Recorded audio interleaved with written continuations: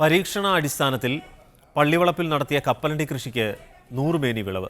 തൃശൂർ കയ്പമംഗലം കാക്കാത്തിരുത്തി ബദർ പള്ളിയുടെ പറമ്പിലാണ് നാട്ടുകാരായ 4 അംഗ സംഘം കപ്പലണ്ടി വിളയിച്ചത്.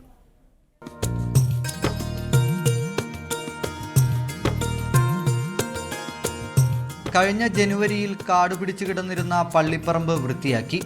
അബ്ദുൽ നാസർ, സഹോദരൻ അബ്ദുൽ ഹക്കീം, മുഹമ്മദ് റാഫി, ഷാജഹാൻ എന്നിവർ കൃഷി ഇറക്കി. ആദ്യം പച്ചക്കറി കൃഷി ചെയ്തു. 100 മേനി വിളവ് കൊയ്തതിന് ശേഷമാണ് ഇവർ വ്യത്യസ്ത കൃഷി ചെയ്യണമെന്ന ആഗ്രഹത്തിൽ കപ്പലണ്ടി കൃഷിയിലേക്ക് ചുവടുവെച്ചത്. പരീക്ഷണാടിസ്ഥാനത്തിൽ 200 ഗ്രോ ബാഗുകളിലായിരുന്നു കൃഷി. സാധാരണ 4 മാസം എത്തുമ്പോഴാണ് വിളവെടുപ്പിന് പാകമാകുക. എന്നാൽ 3 മാസം എത്തിയപ്പോഴേക്കും വിളവെടുപ്പിന് തയ്യാറായി.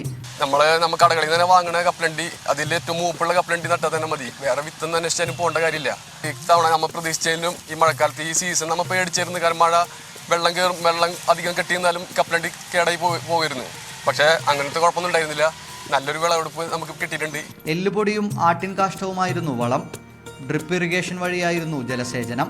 വേറെ കൃഷികൾക്ക് ഇവർ തിരിയാന്ന് വെച്ചിട്ട് പച്ചക്കറി ഒഴിവാക്കിയിട്ട് കപ്പലണ്ടി കൃഷികൾക്ക് തിരിഞ്ഞാണ്. അത് അൽഹംദുലില്ലാ വലിയൊരു വിളവെടുപ്പിൽ അത് അവസാനിച്ച്. 15 വർഷമായി കൃഷി തുടരുന്ന യുവാക്കൾ 6 ഏക്കറോളം സ്ഥലത്ത് കപ്പ കൃഷിയും ചെയ്യുന്നുണ്ട്. മീഡിയ 1 തൃശൂർ.